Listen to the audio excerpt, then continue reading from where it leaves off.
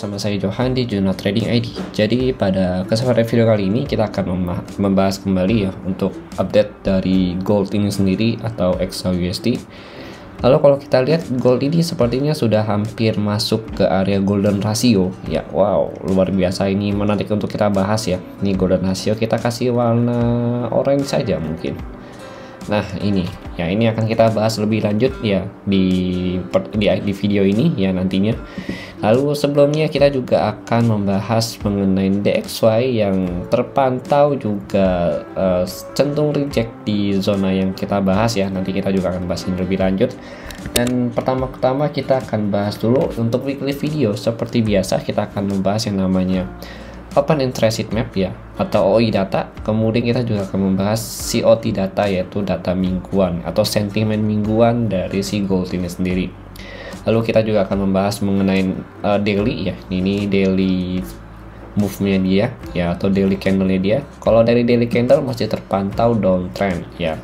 Oke, jadi usahakan untuk tidak skip video ini, karena kalau di skip takutnya nanti pembahasannya malah jadi terputus-putus atau terpatah-patah ya. Jadi memang usahakan untuk nonton full ya. Jadi kalau nonton full penjelasan juga lebih enak gitu dan lebih nyambung nantinya gitu. Oke, di sini kita akan membahas dulu. Untuk yang pertama itu kita akan melihat mengenai COT data. Kalau kita perhatikan untuk minggu ini ya, itu terpantau lagi bullish ya kalau untuk COT datanya. Jadi shortnya ini minus 9.000, longnya ini surplus 3.435 ya. Jadi terpantau bullish untuk sentimennya minggu ini. Kalau minggu kemarin itu kalau kita perhatikan masih terpantau bearish ya. Jadi kalau untuk minggu ini masih terpantau bullish untuk COT data. Nah, kalau ini kan sentimen ya, tetap kita harus back to reality ya, yaitu mengenai si chart ini sendiri ya. Lalu kalau kita perhatikan juga selama satu minggu ini untuk chart dari si gold ini sendiri ya, mulai dari tanggal berapa ya? Let's see, kita lihat di sini mulai dari tanggal 1, 2 ya, 1, 2, 3, 4, 18 ya, dari tanggal 18 ya. Kalau kita lihat sini dari tanggal 18 ya, itu masih terpantau bullish ya tanggal 18 nya.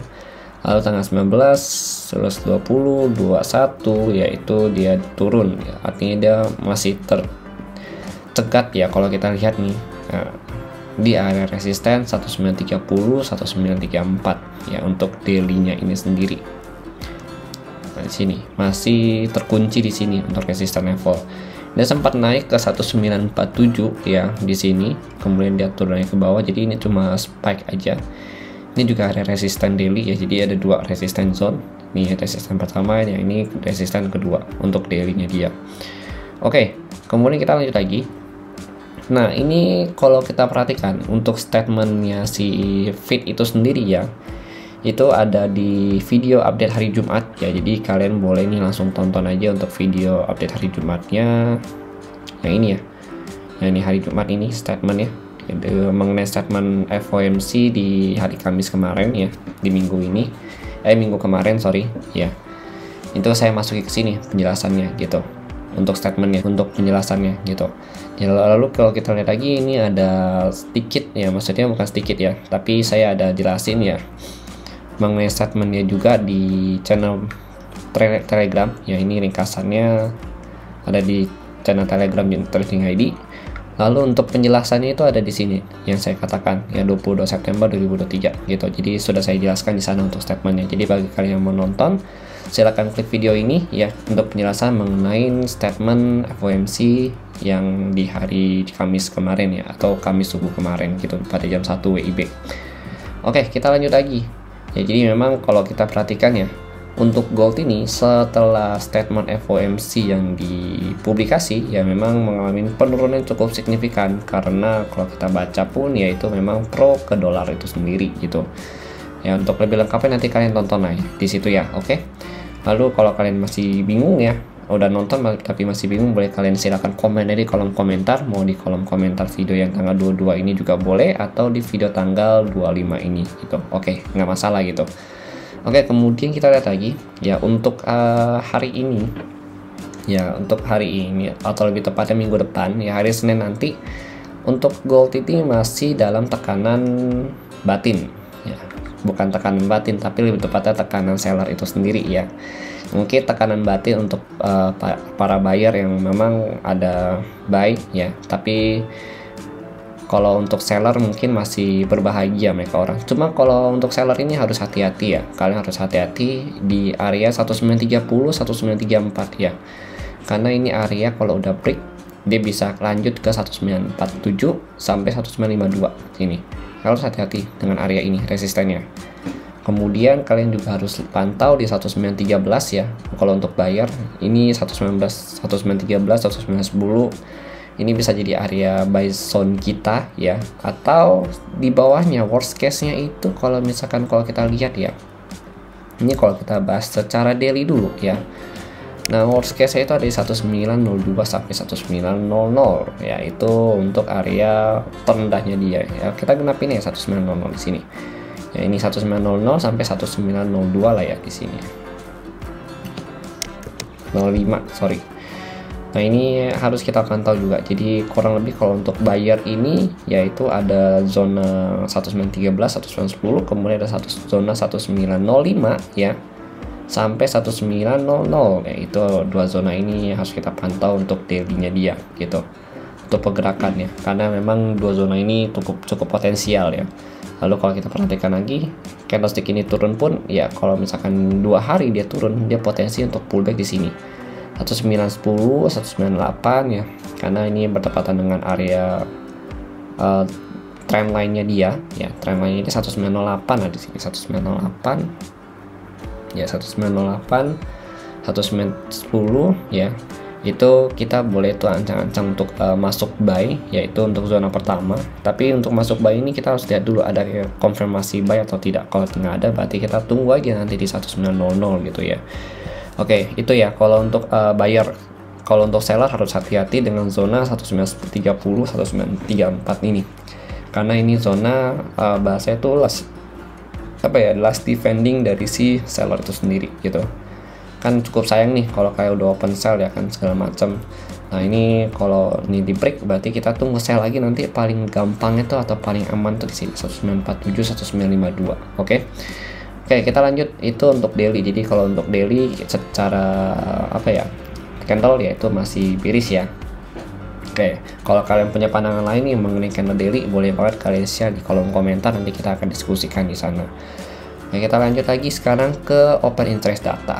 Nah, di open interest data ini kalau kita perhatikan untuk harga 1925 ini masih ada tahanan ya. Ya, tahanannya sekitar 196 ya. 1496 dengan call sekitar 1303 gitu. Lalu untuk next resisten yang paling memungkinkan ada di 1935 sampai 1950 kembali. Jadi memang dua area ini nih harus kita perhatikan ya, 35 50.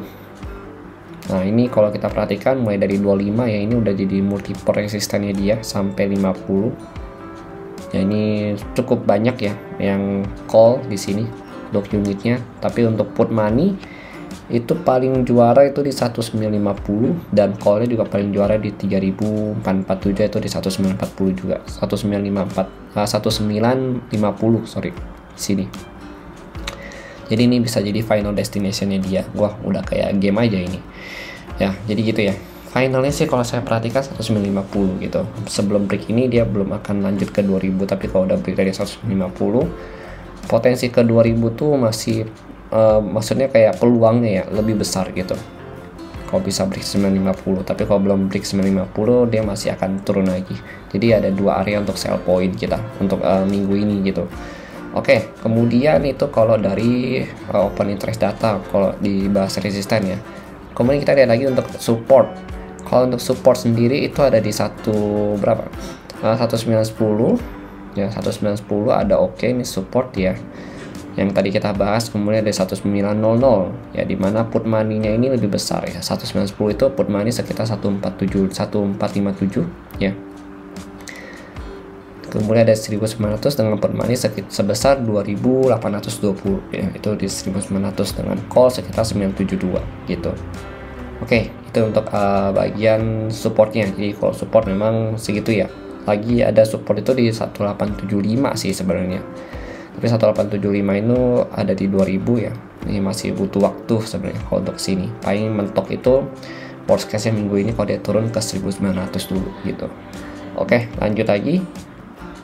Kita lihat lagi sekarang untuk gold ya. Ini daily-nya sudah selesai. Kemudian kita lanjut lagi untuk lihat POC level dari daily-nya ini sendiri. Nah, ini menarik nih. POC level jadi point of control ya. Kita bisa lihat nih nanti untuk si gold ini kira-kira tuh lagi di mana gitu POC-nya. Jadi kita bisa tahu nih, kita mau nentuin dia itu lagi di buy pressure atau di selling pressure gitu. Nah, kalau kita lihat di sini untuk POC, jadi point of control itu kita bisa dapat di sini itu sekitar level harga 1925.6. Wah, ini pas sekali dengan harga closingnya. Jadi bisa dikatakan si gold ini closing di bawah POC level. Jadi POC levelnya yang menahan ya, yang menahan harganya dia untuk naik lebih dari 1925 ya. Ini artinya point of controlnya dia. Jadi bisa kita asumsikan atau kita bahasa itu simpulkan kalau 1925 ini adalah level resisten dari si gold itu sendiri. Ya, jadi kalau kita perhatikan memang ini cukup berat ya. Jadi di bawah kalau saya pribadi ya, kalau di luar POC berarti 1930 ke bawah gitu. Tapi kalau misalkan di atas POC, kalau kita berdasarkan dengan POC level, berarti itu adalah di bawah 1925 dia masih downtrend gitu. Artinya sebelum dia belum break 1930 1925 lah gitu. Ya, pokoknya trend harga itu ya sampai 1925 sampai 1935 itu masih downtrend untuk gold ini, dan masih potensi untuk ngambil area-area ini gitu. Kalau secara technically, soalnya dia masih downtrend juga untuk technically gitu. Oke ya, itu kalau untuk daily looks ya dia. Oke, gimana? Udah cukup clear untuk kalian semua? Kalau sudah, kita lanjut lagi ke intraday mappingnya ya. Intraday mapping, lalu kita akan bahas news juga gitu. Kalau ini belum cukup clear, kalian boleh komen di kolom komentar ya gitu. Oke, kita lihat lagi untuk intraday mapping dan juga DXY. Wah, kita baca dulu nih untuk DXY nya bentar. DXY ini kalau kita lihat untuk daily-nya kalau kita lihat untuk DXY ya atau indeks dolar ini masih reject di resisten weekly-nya dia. Jadi kalau kita buka weekly nih,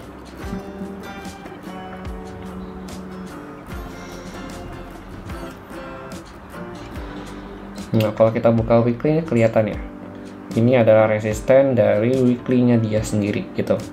Jadi ini resisten yang cukup kuat. Lalu kalau kita perhatikan juga DXY ini wow, lumayan menarik ya, karena posisinya itu udah menanjak ya sekitar 1 2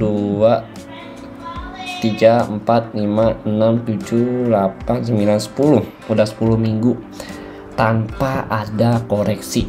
Ini kenaikan terbesar untuk DXY sepanjang sejarah di 2023 ini gitu. Dan ini cukup luar biasa gitu, impresif sekali untuk DXY gitu. Yang artinya sudah kita tahu pastinya lawannya yaitu ada Euro USD, itu udah pasti downtrend selama 10 minggu berturut-turut. Wow, luar biasa. Jadi ya kalau secara teknikal ini akan ada sedikit koreksi untuk minggu ini ya, kemungkinan besar gitu. Koreksi, paling koreksi candle weekly lah gitu, 3 atau 2 ya, 2 atau 3 ya, paling worst case paling 4 koreksi candle weekly untuk melakukan penurunan gitu ya. Anggaplah kita di sini ya, kita akan coba gambar misalkan contoh, ini baru contoh ya. Jadi ya kalau misalkan terjadi kenyataan ya bagus gitu kan. Tapi kita boleh lah, namanya juga technically kan, jadi kita boleh lihat untuk beberapa skenario. Jadi andai kata gitu, kalau kita perhatikan secara weekly, andai kata gini, si DXY ini berhenti ya, dan memang dia koreksi minggu depan ya, berarti skenario kita adalah DXY kan turun nih, berarti si gold ini masih akan potensi untuk kenaikan. Lalu untuk euro USD potensi juga kenaikan gitu kan. Nah ini andai kata dia turun ya dan nggak nanjak lagi gitu secara technically skenario nya, berarti yang perlu kita pantau adalah range harga di sini. Nah ini, oke, ini range harga yang perlu kita pantau 102.7 sampai 101.97. Ini untuk resisten, ini untuk support dari Gordon rasionya. Lalu kemudian untuk yang terdekat yaitu yang perlu kita pantau adalah 104.332 ya di 23.6. Lalu kalau yang kedua itu di 103.43 yaitu di 38.2 ya. Kalau dia mau koreksi ya minggu ini misalkan, terus minggu depan ya kalau misal penurunannya ekstrim gitu, ini 2 minggu kekejar ya yang di Fibo 38.2 nya. Tapi kalau misalkan penurunannya cuma secuil ya kemungkinan besar 1 bulan baru kekejar ke 23.6 atau di 38.2 nya gitu. Ini baru skenario kita ya, ini baru skenario. Tapi kalau in case si DXY berhasil break dari 105.7 ini lanjut naik, berarti skenario ini gagal, ini nggak kepake. Skenario ini hanya akan terpakai ya kalau DXY ini berhasil pullback dan nggak ngebreak dari 105.79. Berarti skenario ini bisa dipakai itu sama kita gitu. Oke, kalau dia break dari 105.79 ya udah bye bye, kita nggak bisa pakai skenario ini gitu. Oke, jadi let's see lah, nanti kita akan update lagi di next videonya kalau untuk skenario begini ya. Nah kemudian kalau untuk gold sendiri ya, artinya kalau DXY nya lanjut naik, lanjut turun ya, berarti goldnya itu melanjutkan kenaikannya gitu kalau DXY turun. Tapi kalau DXY melanjutkan kenaikannya, berarti gold ini akan menunjukkan penurunannya, dan ini potensi jadi bearish flag gitu terbentuk untuk goldnya di berapa teman, di time frame 4 jam. Ini DXY ya, DXY kita cek dulu 1 jam itu dia sideways tadi guys. Jadi kalau kita lihat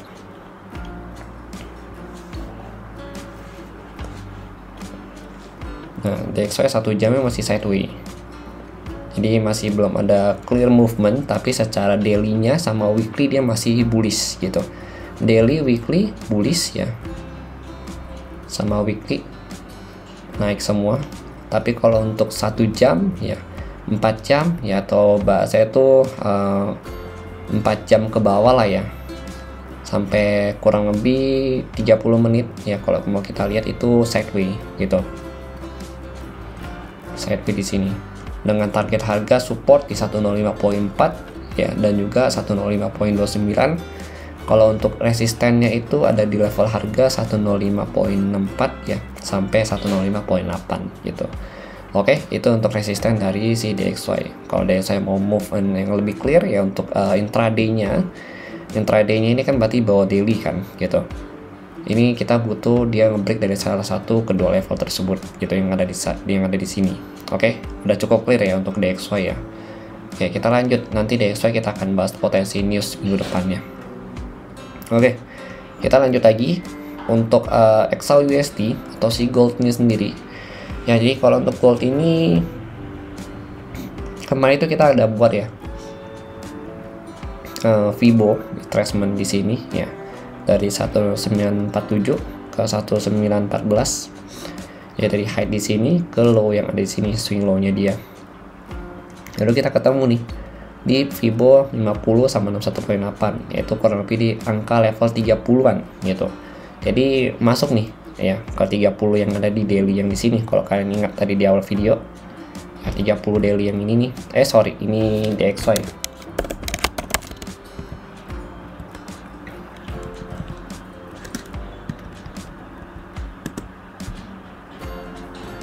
Yang ini nih ya, 1930 ini kan support resisten daily sampai 1934. Nah ini relate dengan area Fibo nya dia 1930 1934 gitu. Jadi ini bisa jadi best selling point kita nih di sini gitu untuk gold ya. Tapi dengan satu syarat, DXY nya kemungkinan besar harus lanjut naik. Tapi ya let's see lah, biasa gold dengan DXY ini suka temenan gitu ya. Jadi DXY turun, goldnya juga ikut turun, DXY naik, goldnya ikut naik. Biasa mereka suka temenan ya, perdramaan di market inilah gitu ya. Tapi kalau misalkan mereka lagi musuhan ya normalinya DXY turun, gold lanjut naik gitu. Tapi ya itulah, kita lihat aja nanti untuk minggu depannya gimana.